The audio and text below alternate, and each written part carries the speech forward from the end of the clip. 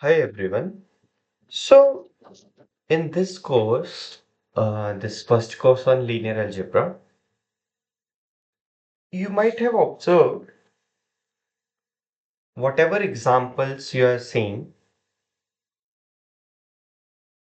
almost all of them have finite number of elements in a basis, right? So that's what you call finite dimensional vector space, right?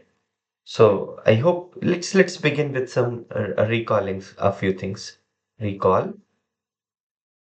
So we say P is a basis for V over F.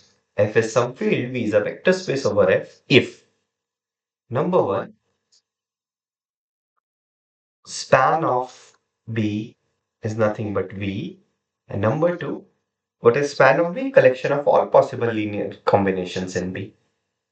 And number two, B is a linearly independent subset, right?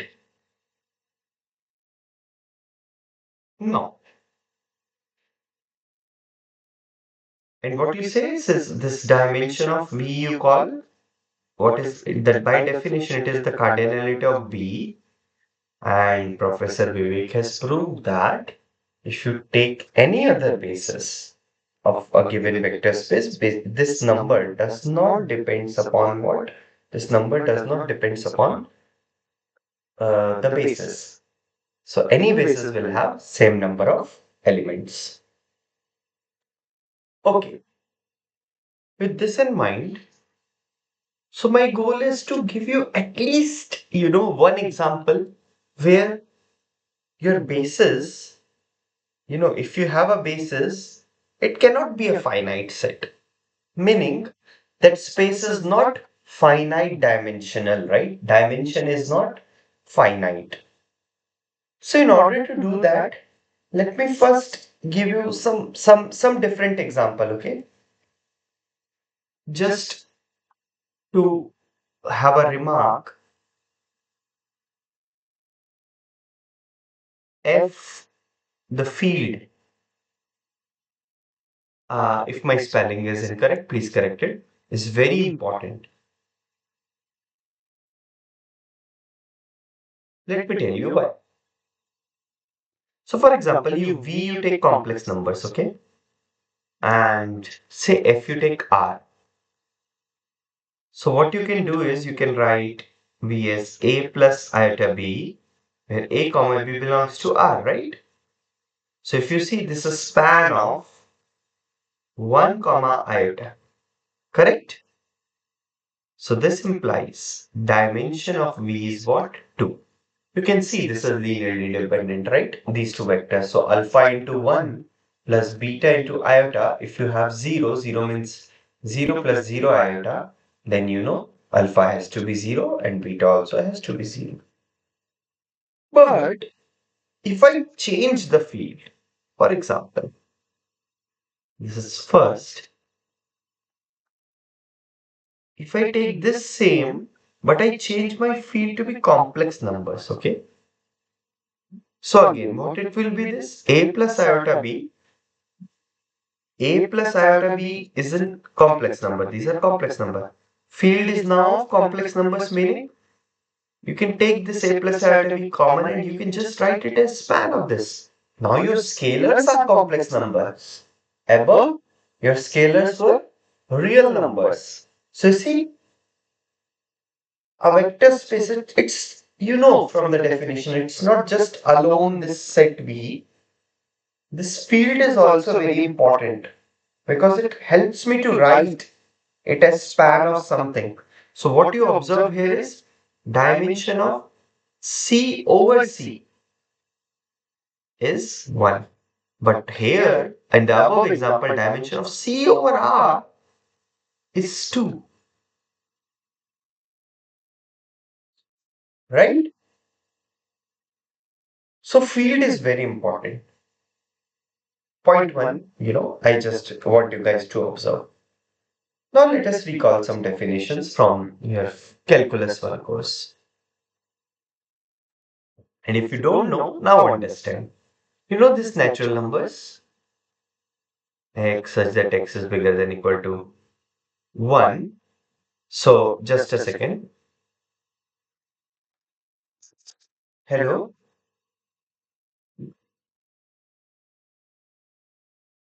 Ji, yes sir.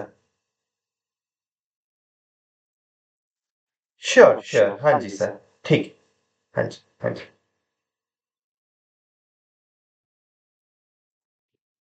So sorry for the disturbance, guys. It was something important. So I should not write like this. So what is it? Natural numbers one, two, three, four, so on, right? Now, guys, you can count them, right? One, two, three, four, five, six. Yeah, you have limited space over fingers, but still you can count till whatever point you want to count. So it's an infinite set, but you can count one, two, three. So that's the idea of a countable set. So we say a set capital A is countable if if there exists a 1 1 onto map, say F, from A to N. Meaning, it's like, how Babylonians or some old people used to do. So they used to have so many sheeps, okay? So at night, there is a chance of some thievery or, a sheep may die. They didn't know counting like us, one, two, three. So what they used to do is they used to have a stone in front of every sheep. And once the sheep is lost, they happened or dead, they used to throw back that stone. So you see, one to one, one onto map. So this is the idea of one onto map, which those people have. Alright, they just don't know the numbers. So everything which you can assign now, the stones are replaced by natural numbers because we know numbers. So if given a set, like one stone you can place. Now what it will say, one natural number you can place. That kind of set will be a countable set. And I'm gonna use few results. Number one, this I will leave, you guys to explore. Rational numbers, is a countable set. I'm not proving it, okay? You can assume it or you can read it from, some text. So if you have A1, A2, AK are countable sets. What you can show their Cartesian product will be also countable. What is the Cartesian product? I hope you know. A1, A2, AK such that AI belong to capital AI for every I in 1 to K. Okay. So this cross thing is also countable. So these two results I want. Now let me finally give you an example. So let your capital V to be real numbers and let us take field to be rational numbers. These examples of field, rational numbers, complex number, real numbers, we have done in your class, intermediate classes. Okay. And what is the sum operation? The usual how you add real numbers. What is the scalar multiplication? The usual how you multiply a rational number with a real number. The usual, okay? Okay. I'm not writing it, I'm just telling it. So claim V over F is not finite dimensional. Note that R over R is finite dimensional, right? It's of dimension 1, but this is not, right? So if you change the field, many things can happen, right? So this is a very important short video. Okay, so let us see how to prove it. So if possible, assume V over F is finite dimension.